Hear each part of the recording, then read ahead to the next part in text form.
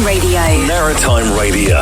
I'm Bethany, and you are listening to the monthly Millwall fan news and views show, broadcasting live on Maritime Radio on 96.5 FM and on the Maritime website. Welcome to our Millwall monthly news and views show at Maritime Radio. I'm your host, Myles Thornton from Bermondsey, and I'm excited to introduce our wonderful panel. The lively duo from Bexley and Swanley, Pat Maslin and George Lampey, along with the always enthusiastic former Millwall board member and chairman Jeff Burnige from Ted Lasso land of Richmond. These incredible individuals are more than just lifelong Millwall fans. They also have a wonderful background in football broadcasting, including regional and national radio, along with some fantastic podcasts.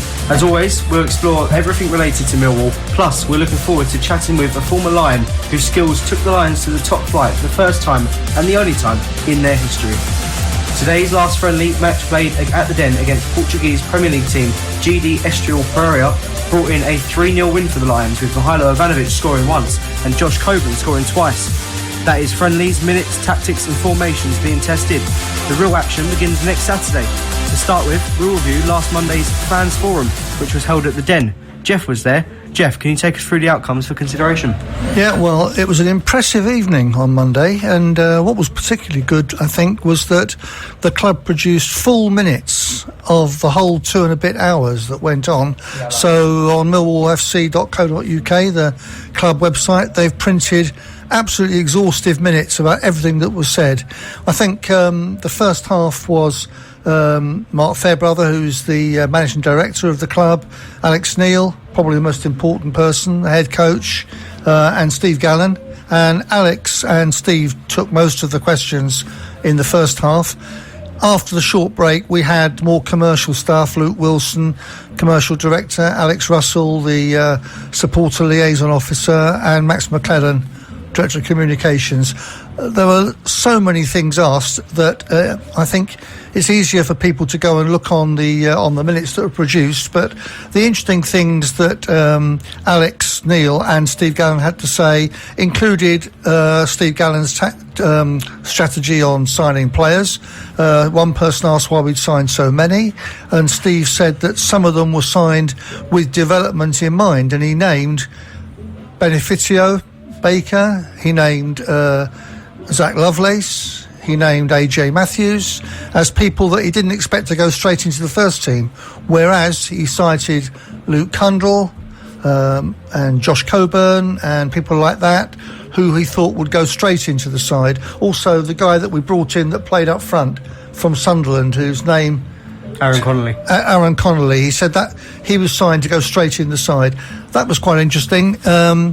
He didn't give anything away about what the side would be today, but I was looking forward to the team selection today for the Estoril game, because if it was a league game, that would presumably be the team that would take the field. And it was pretty much full strength, wasn't it? The interesting thing was which goalkeeper, because Alex Neil wouldn't be drawn on Monday night. He said that all 3 goalkeepers, including George Evans, would be considered for that spot. Today it was the guy from Fulham, Ben Dar, who started.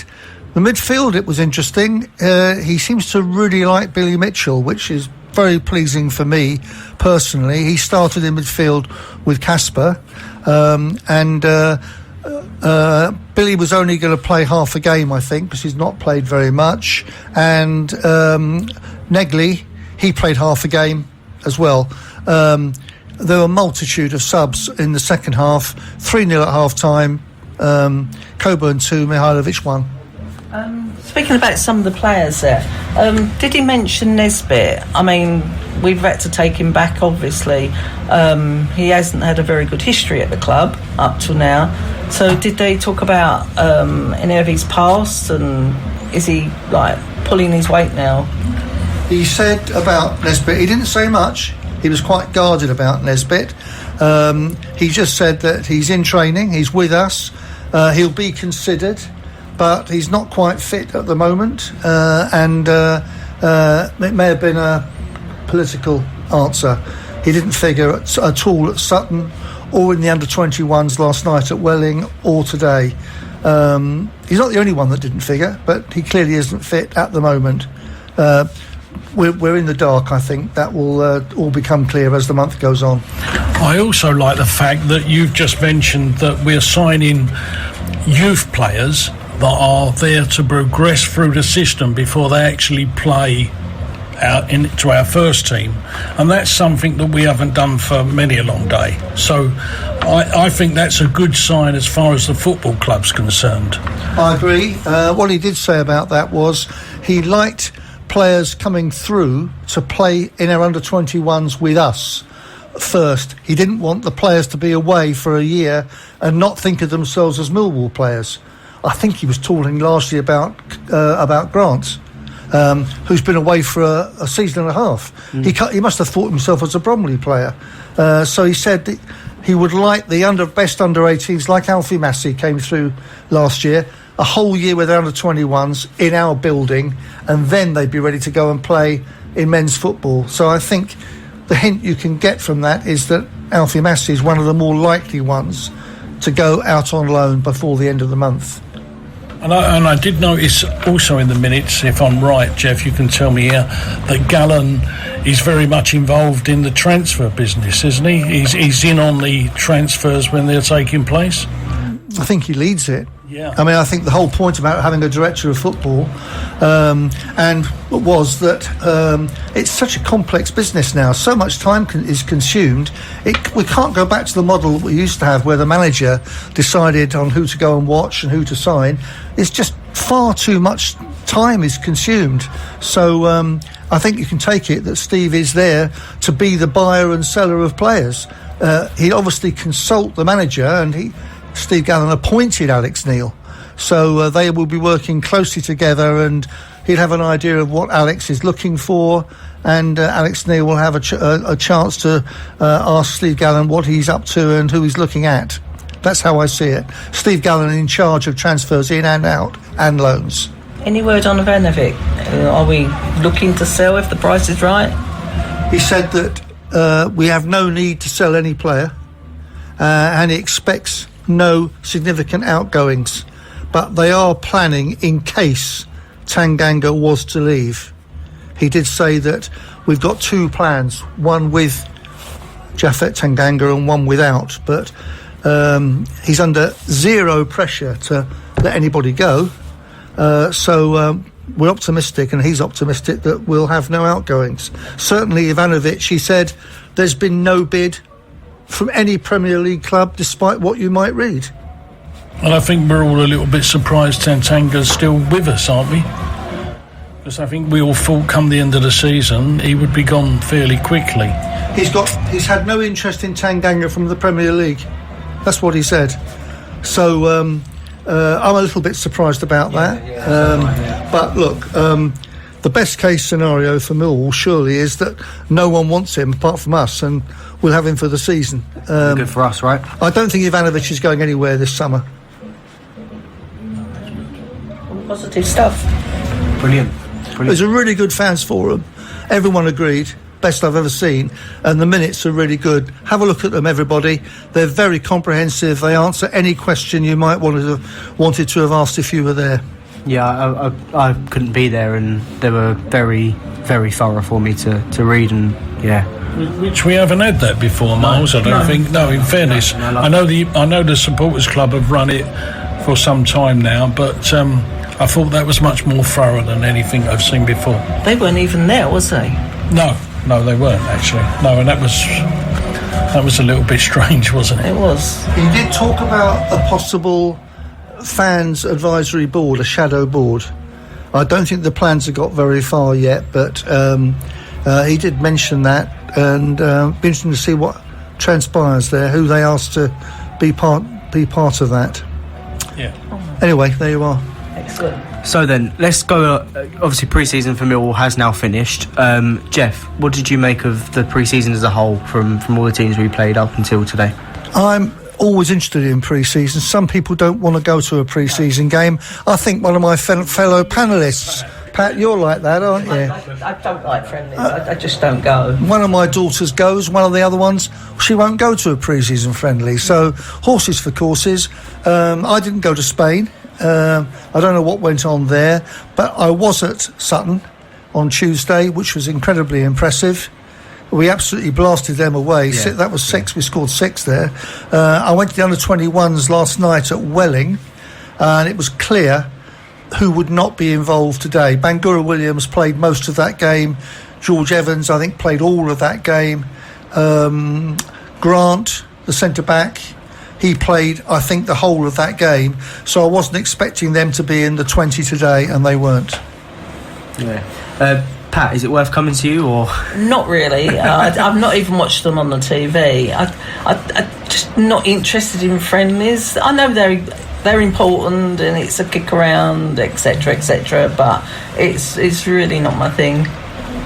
George, anything to add? Not really, although the one thing I have noticed is that we seem to be preparing very well as a football club for these pre-seasons. I think there's a lot much more thought put into it now, and as Jeff was saying, certain players would have played last night that weren't playing today, and I think it just shows you the planning has gone up a gear in our football club. I think we've had similar pre-season. I always think that it's surprising we don't play our league team more than once in the pre-season, but we've been doing that for years.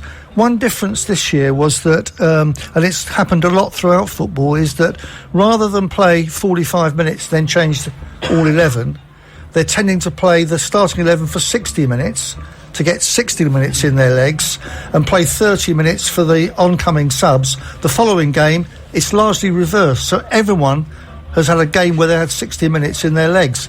That's an interesting new thing, I think. We do have a history, though, of poor clubs, getting games against. I mean, I know we had Palace this year, but that was behind closed doors. They've not been attractive games, from what I remember. I mean, let's be honest, we haven't had what we might call an attractive pre-season game for quite a few seasons now, have we? I mean, we've started to go to Spain only recently, where we've allowed the supporters to go, come and watch. That's a new thing. That's only been the last 2 seasons, I believe. So, there's a little bit where maybe our reputation goes before us sometimes. I think it's not just reputation, George. I think it's financial. Clubs do not want to spend a lot of money on a game that's going to be 3,000 people, watching a friendly. So I don't think we're considered attractive opposition by other Premier League teams, for example. So we tend to get games against non-league sides. I think last year in Spain, playing Forest was a great thing. I'd like to have been at that, but I wasn't. But I think you're right. Every year we finish up with a game against someone from Spain, don't we, or Portugal, or something like that, and it seems to have worked. But there you are. Yeah, we can't moan about it too much about it. No. I've got to agree with you in saying that planning like the last couple of seasons has been a lot better than recent years. Really would think that. On the touch of transfers as well, what do you reckon? Anyone else come in? Well, we've not really lost real quality players, have we? I mean, there's no key players who have actually left. No, I mean, Tantanga's up in the air. We never know what might happen with that. That would happen quickly, I suppose, if it did happen. But generally, I'm just impressed with the way Gallen works, actually. I know early on when he joined us, there was quite a few, did we like him, did we not? And I think you have to look at his signings, and I think he wins hands down. I don't see anybody can argue about it. These players seem to be of a very high quality. We're paying, as a football club, prices we've never paid before. But then that still don't make them be good players. You can buy duff players, and we don't seem to be doing that very often, touch wood. Yeah, but hands up, you and I were both critical of him when he first came in. Yeah, that's very true. We were, weren't we? But he may have proved us wrong, mightn't he? Yeah. Well, hopefully, we'll know this season. That's right, so, yeah. The early signs are very promising. Funnily enough, going back to the Fans Forum, one other thing about that was when the Fans Forum started at 6 o'clock, we hadn't yet signed Alfie Doughty. By the end of it, they told us that he'd now signed. Yeah. So that was very signing. very up to date on Monday night at the Fans Forum. Yeah, I think that's a very good Yeah, signing. amazing signing, signing. Yeah. You know, the fact he was, give it a year and a half ago, he was being touted for an England call up, and now he's playing for Millwall. Right. It's madness. Well, It really is I never amazing. knew that, to be Yeah. honest. No, I think the club generally is really moving in the right direction. Yeah. And what I like about it is actually we're talking about Callum being in charge of or taking all the work when it comes to transfers. And I was also happy when we went to the other meeting where Marshall, before he left, took all the goalkeeping business. You know, he picked our goalkeeper, he trained him, he went looking for what goalkeepers he want. I think that's a really good way for any football club to work, and I'm glad we work like that. I think that's continuing under Dean Thornton as well, with the signing of Stephen Bender, because he's worked with him at Swansea, I believe. Right. So I think that is continuing now under the new goalkeeper coach. That's a really good progressive step, I think, actually. You should pay tribute to Andy Marshall. Yeah. I think he did a fantastic job, absolutely. and he's just said publicly that he just badly needed a break. You know, these people that come straight out of playing into coaching. When did he last have a summer holiday? He's got kids, and he had the loss of his great friend. Yes. Last year, Which I think really affected him. I think it did. But let's welcome Dean, and hopefully he'll be just as good as Andy, who I think was excellent. Well, listen, he's got a great last name, hasn't he? So, you know. No one gets that, Miles. You better explain it. No, so obviously Myles Thornton. Yep. Yeah. He didn't have to explain it. Well, he had to me. I was a bit slow. So Dean Thornton, we'll stay on track with him. He's worked at clubs like Southampton, Swansea City. Some great experience in goalkeeper coaching, hasn't he? And I think a great addition to the coaching staff. Yeah. The proof of the pudding is seeing how his goalkeepers come along, isn't it? So, yeah, let's wait and see on that one. I'll always wait and see when it comes to things like that. We're in the Championship, and we're probably the 44th or 45th best supported club in the country, including the Premier League. So we're definitely doing well to be there. A club in that position, their recruitment is absolutely key, and Steve's made a bloody good start. Let's be fair, and it's exciting. Yeah, it's very exciting. It is very, very exciting. We're gonna have a very special guest coming to join us straight after these. This is Maritime Radio. Could you be the one who makes a difference for someone like me? Bexley really needs more foster carers, kind people who can keep kids safe, help us feel loved and just be there. Someone to ask how our day went, to sit with us when we're sad, to cheer us up when we do something great, even if it's just getting through a tough day. You don't have to be perfect, just be patient and kind and willing to care. Because when you show up for us, it can change everything. To find out more information about how you can foster with Bexley, give us a call on 0203 045 4400 or visit our website www.bexley.gov.uk/fostering. The first Saturday of every month, 11 until 4. Experience everything that's fun and unique about the vibrant Signet Square Market on the border of Thamesmead and Abbeywood. With an exciting mix of local and national vendors, market traders, and a choice of delicious street foods. Signet Square Market also hosts games and activities for adults and children, plus music, entertainment, and so much more. Find out more, register for the latest updates, including free treats for the kids, and get details about becoming a market trader at signetsquaremarket.com. With the change in seasons, it's always good to have a hearty cuppa. Whether at home, work, or out and about, a cup of Drury's finest tea or coffee will bring you that warm, comforting feeling. Drury's a family-run business that's been expertly blending specialist tea and coffee since 1936. Local residents that use Drury Tea and Coffee's click and collect service from their Royal Arsenal premises automatically qualify for a discount. What's not to love about a heartwarming brew from Drury Tea and Coffee? Find out more at shopdrury.com. Has your business lost at least £40,000 as a result of COVID restrictions? Do you have business interruption insurance? If the answer is yes, COVID claims could help you reclaim financial losses, even if your initial claim was refused, you've been made a low offer, or you just don't know where to start, all on a no-win, no-fee basis. Just text LOSS to 60777 for help. From COVID claims regulated by the FCA, text LOSS to 60777. I've looked after my kids since they were born. Now they've got kids. I still want to look after them. I don't want them struggling to make decisions about my money or my health if I can't. So we made a lasting power of attorney. Now, if I can't speak for myself, they'll speak for me. It's a weight off for all of us, isn't it? Yes, Mum. Lasting power of attorney. Search your voice, your decision. The biggest dance anthems on your radio.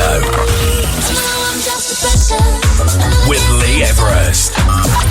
The Dance Party Weekly. Oh yes, join me Friday night here on Maritime Radio 96.5 FM and on the Maritime Radio app for Dance Party Weekly.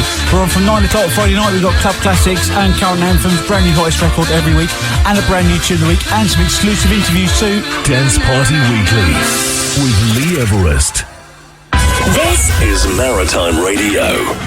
The Millwall Community Trust is located at the Lion Centre, Ballina Road, London SE16. Each year it delivers a wide range of football and sports development programmes to thousands of young people, from toddler soccer to professional pathway, across different ages, genders and abilities. Check out the Millwall Community Trust website. Thanks very much, Bethany. I would just like to add that if you can hear any background noise during our recording here at Maritime Radio, it's worth pointing out that there is a festival happening just outside of this window. So if you can hear any background music, that is why. But we're ready to bring in the main man now. I'm Myles Thornton with our fantastic panel of George Lampey, Pat Maslin and Jeff Burnige. And now we're going to bring in former Millwall goalkeeper Brian Horne. Good evening. Good evening, Brian. I'm genuinely delighted to welcome our special guest this evening. He played for Millwall from 1985 until the end of the 1992 season. He was capped by England under 17s level and gained youth caps too. He played for Millwall 196 times and was voted Player of the Year in the season Millwall gained promotion to the top flight. Now, he's transitioned from making saves to supporting others with a specialist team for professional football training camps, travel and pre-season tournaments, and also serves as a host on match days at the Den. Jeff, we'll start with you. Good evening, Brian. How are you? Very well. Can I just put him right there that I've got under 21 caps as well, not just 17 and 18s. Oh, let's not forget that, Brian. And 21s. All right. So let's if you're going to do your research, do it properly, please. Thank you. Brian, Myles just mentioned what you're doing these days with organising training camps and pre-season tournaments and so on. Once again, you organised Millwall's pre-season friendlies at the Pinatar Arena in Murcia, Spain in mid-July, with our fans travelling to support the team also. How was this experience for the club this year, for the fans and for you, Brian? I set very high expectations for training camps, not only for Millwall but for every club I look after. This year there was, I'm only going to be honest here, I think Alec, I think that the new management team expect high standards. We seem to have lost Brian. Brian, I believe you've muted yourself. There we go. Is that better? See, I'm very good at doing things like that. No, like the actual. Thanks a lot from you, Brian. Thanks, George. So listen, I set myself high standards, and this year, all the matches and everything, I was really pleased with. I think the fans are amazing now. They've been let to travel by the club, and they're showing why they should have travelled when they weren't allowed to. I mean, I think the 2 years that I've been doing it and have been going to Pinatar, I mean, there's been, I think, 900 and maybe 1,000 this year travelled out to see the team play the two games at Northampton and Elche, and I can't praise the fans enough. They were brilliant.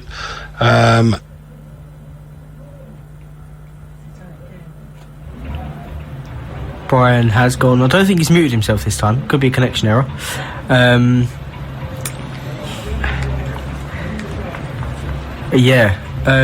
We're gonna. Right, so. Hello. He's back. There we go. I don't know what happened there. Sorry. I'm on my phone. So if I cut out, maybe some. Pardon? Pay your internet bill, Brian. I don't get paid enough, darling, to do that. I'm really sorry.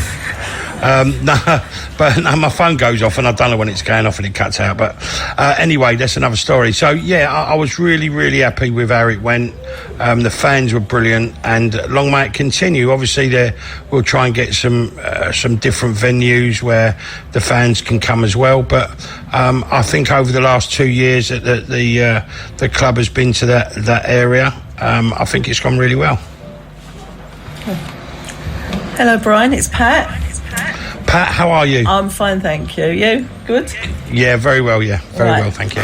Thinking forward to the coming season, just around the corner, we haven't lost any key players, as I was saying earlier. But out of the new ones we bought, who do you think are going to help shape the team? And what do you think about the coming season with the new signings we've made? Well, I'm going to start with the number one. I think if we was all at the game today, that I think we saw a very competent goalkeeper who commanded his box when he had to. His distribution was very good, and I think he's a good capture from Fulham.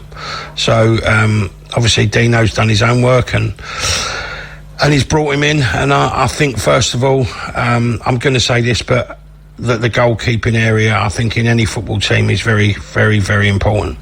And I think we've got some very good goalkeepers now in abundance at the club, so that's one position I'm very pleased at. And as you rightly said, the big... Hello? Yeah. Hello, we're here. You're all right now. Sorry, the internet, I didn't put a coin in. So yeah, I'm really pleased with the goalkeeping element. One player I'd love to see stay is Jeffett. I know there's a lot of rumours about him going to different clubs, but I think this is maybe he's saying that the club may have offered him a new contract, but I think Jeffett, is a fantastic player for us, and with the strength in depth we've got at the back now, I think we have a really, really good back line and in depth. I mean, you got to think Leonard didn't start today, Joe Bryan's still injured, so with them two players, the back line is very, very strong on and off the pitch with competition for places. I want to give Billy Mitchell a special mention. I think from the end of last season, I think he was when he come back from his injury, I think he was one of the reasons why we ended up challenging for the playoffs. And again, I think he's getting better and better, and I think he's going to be an important player for us this season. And obviously Coburn coming in up front, making him a permanent signing. And we've got the big Serb up front as well. I just think that at the moment the squad's looking very, very good, and the additions that have come in recently, I just think the manager is putting together a squad that, first of all, let's not forget, can stay in the Championship, and then secondly, challenge for, let's be realistic here, a playoff place. So, I don't want to put any pressure on them, because I think that's wrong of us to do so. But I think what the manager's doing and the chairman is putting together a squad that can compete in this league. Totally agree. Yeah, it's good. Right, George here, mate. Right, there's been some exciting building work going on in the Kitchener Stand this season, hasn't there? With now 3 levels of hospitality, new hospitality. So we'd love to hear your views about these changes and what your role may be in obviously bringing these to life once the season gets here. Well, no one's been allowed to go up and see them. Right. The closest we've got to see today is obviously the windows, the patio doors that have been put in. The patio doors that have been put in. And I saw some other little features, but no one's been up there. So no one's been allowed up there. So I haven't seen any finishing articles or anything like that, but I've been told it's state of the art, and it'll be unbelievable for the people that go up there and have their hospitality. They're state of the art prices as well, though, aren't they? No, they're not. Let me just tell you a story that when Millwall Football Club, when the ground was newly built, to buy a box at Millwall Football Club, I believe, and again, you got to take this as it was $15,000 for the season. Last year, I believe it was $18,000. So in 23 years, it's gone up $3,000. No football club can, not put their prices up to match what we're doing. And if we need to earn more money to buy better players, then things need to go along with how they're going on with. I mean, if you go, I know we're not in the Premier League, but if you go to Manchester United, they're paying 70 to 80,000 a year on a box. You know, we're asking a little bit more than that this year, but I think it's only in line where we haven't put the prices up. Over the years that the new ground has been built. If we were to put it up gradually, then I don't think there would have been a problem. However, I will say that, the fans are going to have something that they're going to, I believe, because I haven't seen it, they're going to really, really like. And if we want to get maybe a few corporates in that can afford that type, they're going to have fine dining. They're going to have some really, really nice experiences up there. So, even though it has gone up a little bit, and I don't know the prices yet. Hello, Brian, you still there? Right, well, we've lost Brian once more due to connection issues. The joys. Yeah, I know. Well, while he's gone, I can tell you the prices. If you go into the top tier, he's back. He's back. Okay. Sorry, we lost you there, Brian. Sorry. So I just think there's a lot of changes going on, and I think when people see what's been done in the lounge, I just think they're going to realise how much effort has gone into bringing our club up to where it should be. Right, I've got a couple of questions for you here. One might be a bit awkward, but we'll worry about that later. Right, will you be doing your normal hospitality stuff in one of them, areas? Listen, I hope to. I really enjoy it. I really enjoy the support I get from the people that go up there. They pay me nice compliments. So, if the club want me to do it, and I'm sure they do, I'll be only willing to do it for the club. Yeah, I really enjoy it. And it means as well, more importantly, that I can bring my dad to the games. Yeah, I'd come anyway, but I mean, just to bring my dad to the games. He's 82 now. It's his life, so want to bring him to the games also. And everybody loves you doing it, so that's not. The other thing I'm going to ask you is a little bit more tricky. Now, we're building these new hospitality suites. They're costing quite a lot more money, but we can argue about that another time. But are Millwall as a club trying to get, for want of a better word, a new clientele? No, I don't think so. I don't think so, George. No, I think there's 3 different prices going to be in the hospitality suite. I'm guessing on this. There's 3 different lounges up there. I think there's like a more pub experience. There's going to be a fine dining, and then there's going to be like the lounge that I do. So there's going to be 3 different price categories. So one I think is going to be a lot cheaper than the other one. One's going to be a lot dearer, and then you've got my one what's in the middle. So that's where it's at. No, I don't think we're trying to change our clientele, because our fans are our fans. But there's got to be somewhere if there's some top corporate people want to come and have some fine dining on a Tuesday night when we play, I don't know, whoever, and they're going to pay a few quid for it, then why not? Why not? The only thing that bothers me about that, Brian, is that, these people will come to a winning team, and pay the extra double the price for the meals now. And I'm not saying I don't know what the meals are like, but they will pay double the price.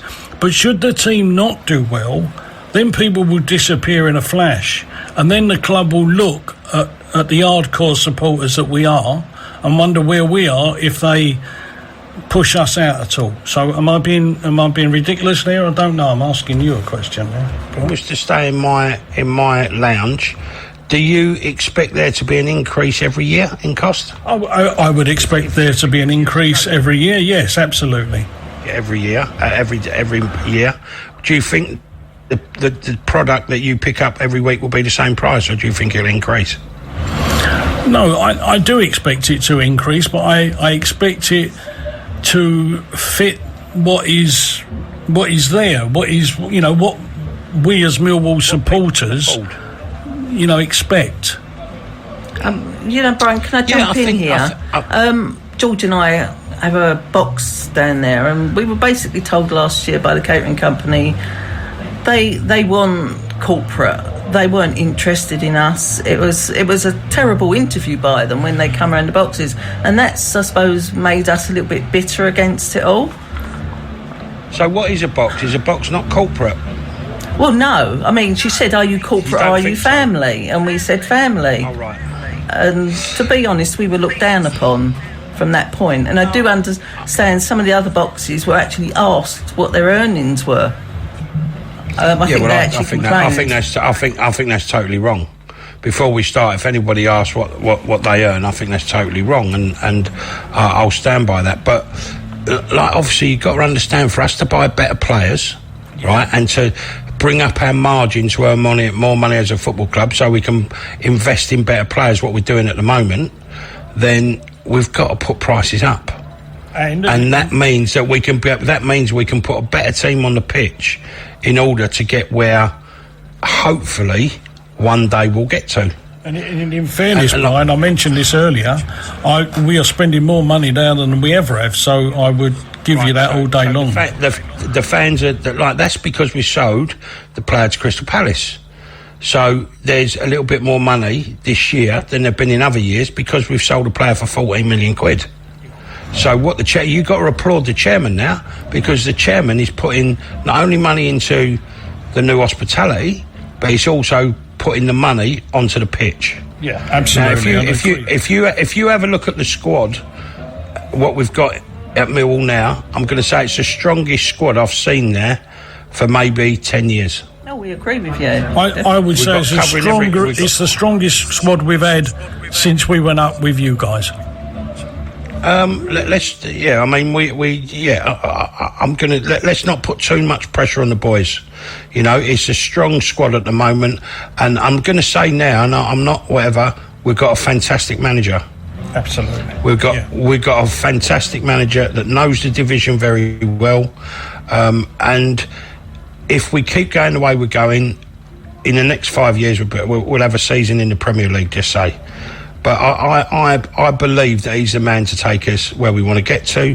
Even if we get into the playoffs, I think it's a great success for this club, the way things are at the moment and how big some of the clubs are in this league.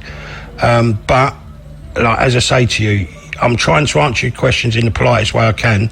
If we need to put a big, good side on the pitch, then things need to go up. Yeah, not drastically.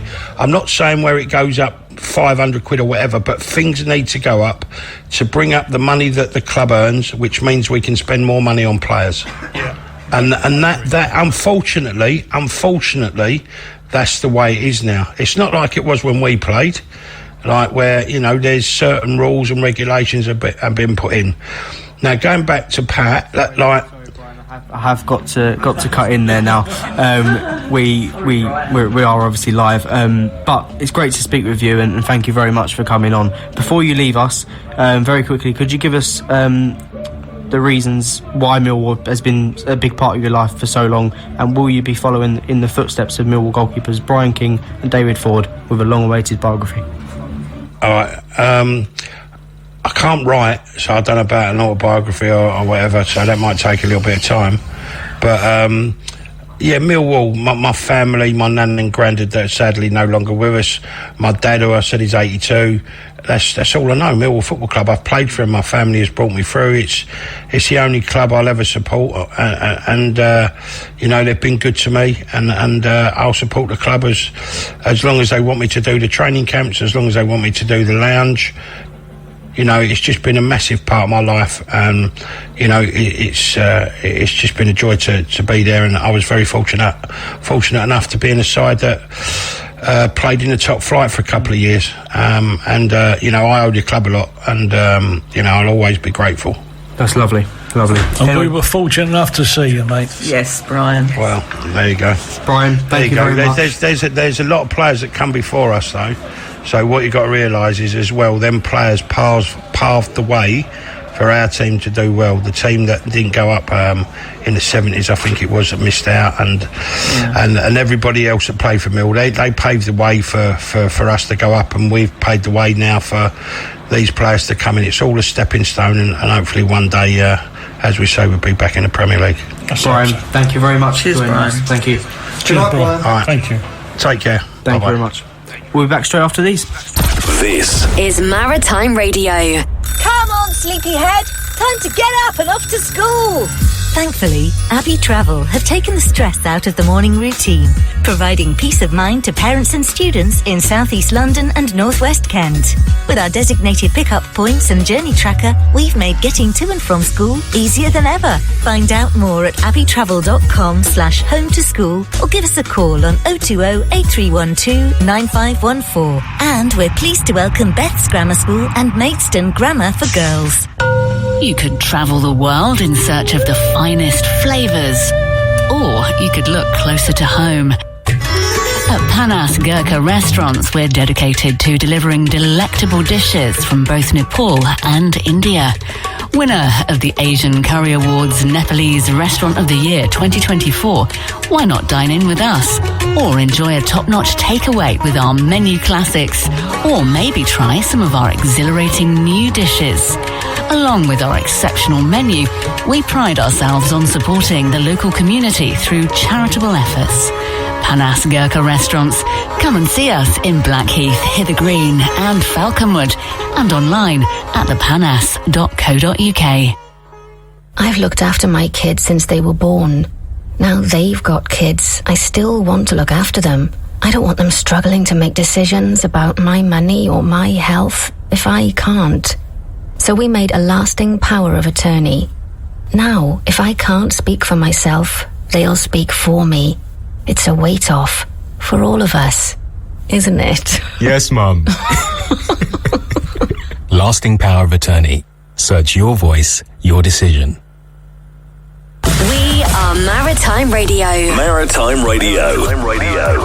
Before Millwall's first home game on August the 16th, Mike George, a guide on the Isle of Dogs Millwall history tours, will introduce his book, Discovering the History of Millwall Football Club, at the Millwall Community Trust's Lion Centre on Ballina Road, starting from midday.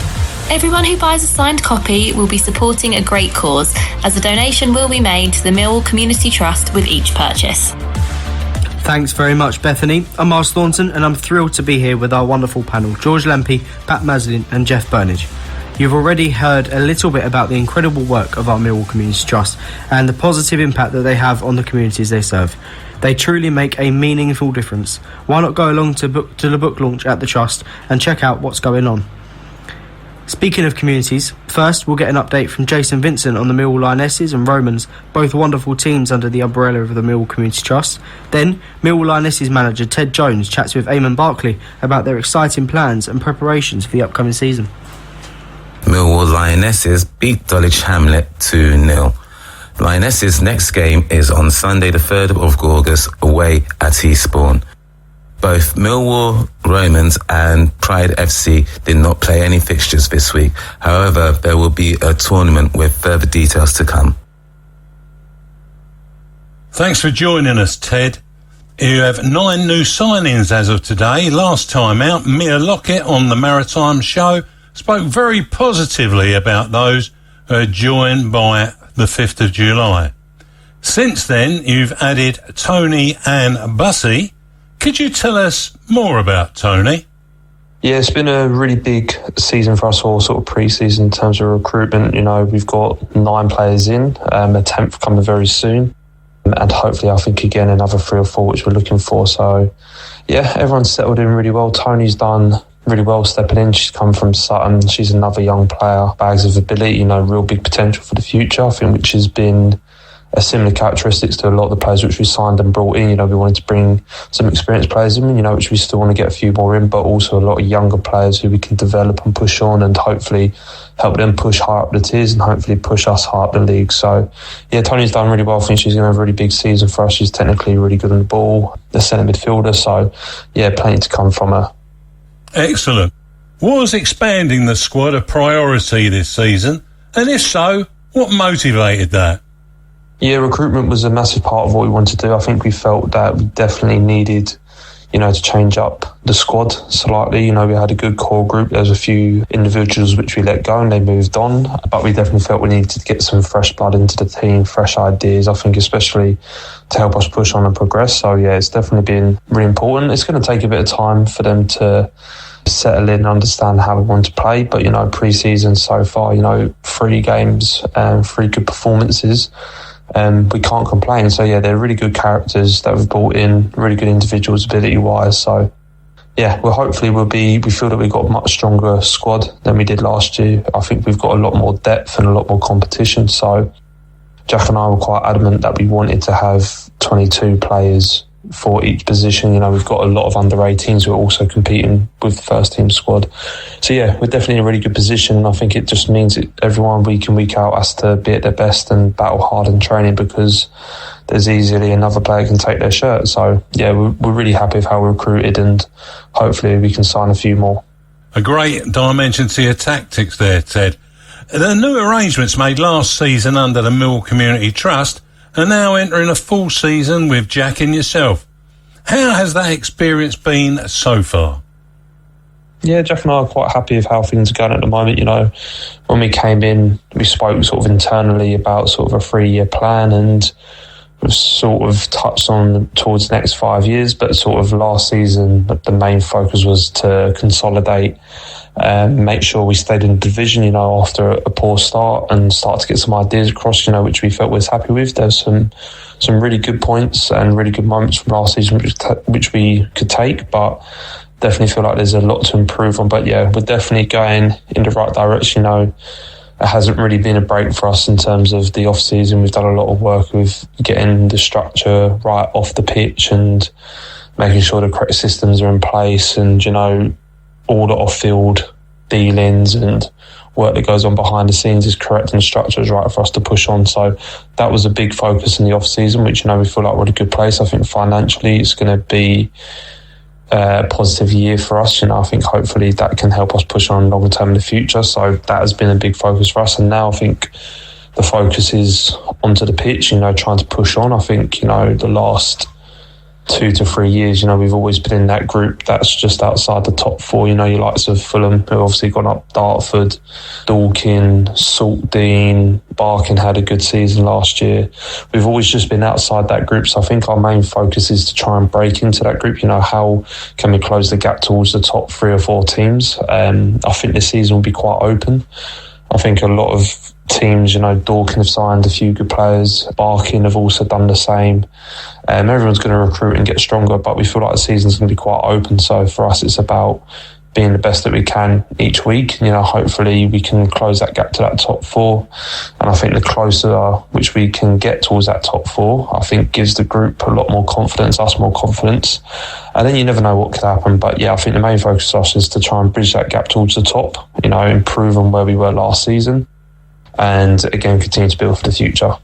Yeah, as our Stan always says, you never know until you know. But the infrastructure's in there, and from what we've heard, that really sounds great. Thanks, Ted. Until the next time. Fantastic interview there with Eamon Barkley and Ted Jones, the Millwall Lionesses manager. The Lionesses seem to be moving on up, and Ted mentioned a 5-year plan. Exciting times. Lastly, we look at our forthcoming fixtures until our next monthly show. First up, Norwich away, which is of course the first game of the season. Jeff, we'll start with you. Going with a win straight away? Well, on paper it's a tough start. the first few games, really. But it's the right time to play Norwich. New manager, some new players, new style of play. I think it's the right time to play them. But a win would be hard to come by. I was one of the few people alive now that can remember us winning at Carrow Road. 1968 it was. That's a long, long time ago. He's not as old as he looks. Well, that's very kind, George. But I'm going to go there. I think it'll be a draw. I've got a feeling 1-1. I can't see us winning, but I'd love it to be the case. 1-1 for me. Pat? As Jeff said, 68, that's 20 games there we've not won. I think we're going to win. I don't think Norwich has been bought much this close season.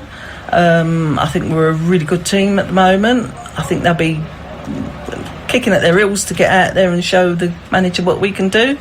I think we're going to win it 2-0. Nice, George. Well, I don't think you ever get an easy game at Norwich. They are generally a very, one city team, a big team. They get big crowds. I don't think I can hardly ever remember when Norwich have done poorly in the Championship. But in saying that, I think our team is really growing.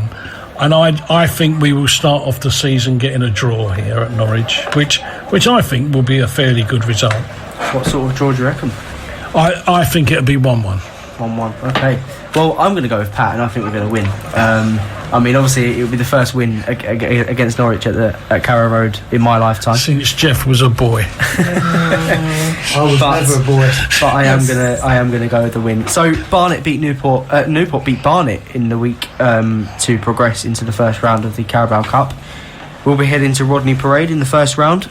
Pat, we'll start with you. Oh, go on. Newport County away in the first round of the Carabao Cup.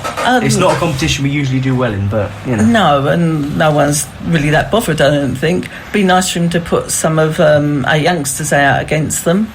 I don't think it's a must-win. We could probably do without it, actually. But I think we'll win, and I think it'll be a 1-0. George? Yes, I'm sort of sitting Pat's camp on this, really. I wonder how much the club will be, it's not very nice to say this, bothered about the Carabao Cup, but I think Millwall over these last several seasons are a much better club than we used to be. We used to play these games and get knocked out. I think now we play these games and we win because we're a much better team.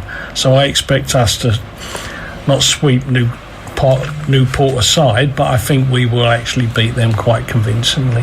Yeah. Jeff? I'm in a different camp to the other two. I think the Carabao Cup's very important. I think it's a great opportunity to get... you will go through one round and we can draw a Premier League club. Go through 2 rounds and we can draw one that's qualified for Europe this year. We never do it. I remember losing at Cambridge. Was that last summer or the summer before? Yeah, it was quite recent, I think. Right, we weren't very good there, but I care. Not everyone does. I've got to be sure about that. I was hoping we played Barnet. Newport's a silly place to go on a Tuesday night in August. Day, isn't it? They won on penalties, didn't they? Yeah. Newport were 2 up at half time. Barnet came back. I think it was a 98th minute winner from Barnet. Yeah. From an equaliser from Barnet. It went to penalties. I had my fingers crossed. I got to be honest, I can't see myself travelling to Newport, but I think under this manager, with the squad of players we've got fighting for places, I think we'll win at Newport County. Yeah, well, I'm going to go with the win as well. I think we'll win, and I'm on the fence. Is it the squad we've got? Do we just focus on the league and try and be promoted, or do we really go for it in these competitions? As Jeff said, you can get these Premier League teams, and I think the FA Cup, I think it's always worth going for. I'm expecting to win the Carabao Cup, the FA Cup and the league, but You're only young, aren't you? We'll start with the first home game then. Middlesbrough at home, 3 o'clock kick-off at the Den. Jeff, what do you reckon for that one? That's a win. So, I don't want to say too much more than that, but I think the fans will go to that game expecting to win, possibly a bit overconfident about winning, but yes, I do believe that we will start our home campaign with a win. Pat, Rob Edwards' side coming to the Den? Middlesbrough's like a bit of a dodgy side for us, aren't they? But being at home, it'll be a win. George, brief thoughts? Yeah, they're never the most exciting team in the world, Middlesbrough, are they? I think it's something to do with them horrible shirts that they wear, but that's another thing, another discussion for another day. Football shirts. I got to say that I think I'm quite excited, actually, by my standards for this season. I think we've got a really good team, and I think we're going to hit the ground running on that first home match, and I think we're going to sweep them aside, actually. George, we'll stick with you for this one. Sheffield United away. Might be a bit of a more tougher game, but what do you think? Yeah, I think Sheffield United normally are one of the very best teams in the Championship. That's why they go up quite often. Why they got rid of Chris Wilder, I never know. I think he's one of the best managers in the division. I know they didn't make, they got relegated, didn't make going up, but, I think it's an hard call. But I think Sheffield United are going to suffer this year from not doing quite so well, and I think they're not going to have the normal good season that they do. So I'm quite confident we could go there and give them a very good game, actually. And finally, very quickly, and Pat. I've not done me on Sheffield United yet. Go on then, Jeff. Go on, very quickly. I've got to point out, what's common is that Norwich, new manager, Sheffield United, new manager, right? Middlesbrough, new manager, yeah. Middlesbrough, new manager. We're playing them at the right time, in my opinion. A win. The big boys coming to the Den on the 30th of August. Wrexham, Pat. Just you will go for now. Oh, Wrexham. Me. Right, I did look them up a bit before we came here. They just signed Connor Cody for $2 million. They've already topped their club record transfer twice this summer. They're looking to, and it seems to be on the cards, they're signing Nathan Broadhead from Ipswich, and they're talking about $7.5 million. I mean, that's a club that want to go places. I think everyone will be watching their progress. I think they're the young pretenders of the division. They're buying their way through, but I think we'll beat them.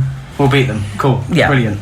All right then. So do you want to watch the Lions? Tickets are available on the Millwall FC website or in person from the Den box office.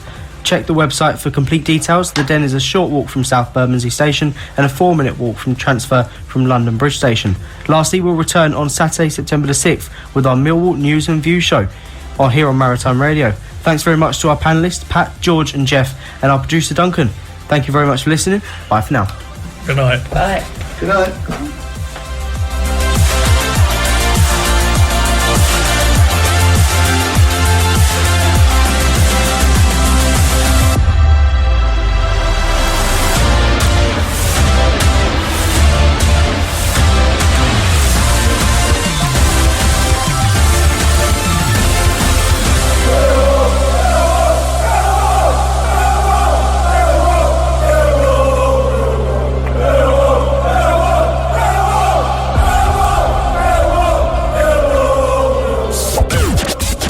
This is Maritime Radio. Has your business lost at least £40,000 as a result of COVID restrictions?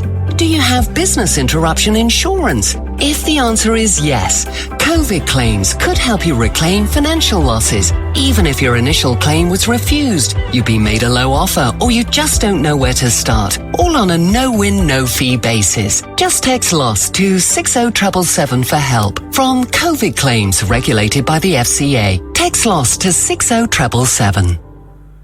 The ASA regulates UK ads across all media, including radio, to make sure they stick to the rules. You should be able to trust the ads you hear, whether you love them or hate them. So we're by your side and keeping our ears open, because every little helps. The ASA, keeping ads legal, decent, honest and truthful. Oh, yes. Before you set off on a long journey, remember to check your vehicle. Are your tyres correctly inflated? And are the treads deep enough? Have you got enough fuel? Is your oil level right? Checking your vehicle doesn't take long, but can prevent a breakdown or accident and save you money. So, before you set off on a long journey, check your tyres, fuel and oil. Highways England, connecting the country.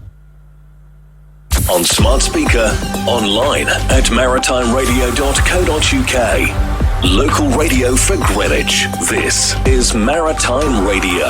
Police have stepped in to separate rival protest groups outside a hotel in North London.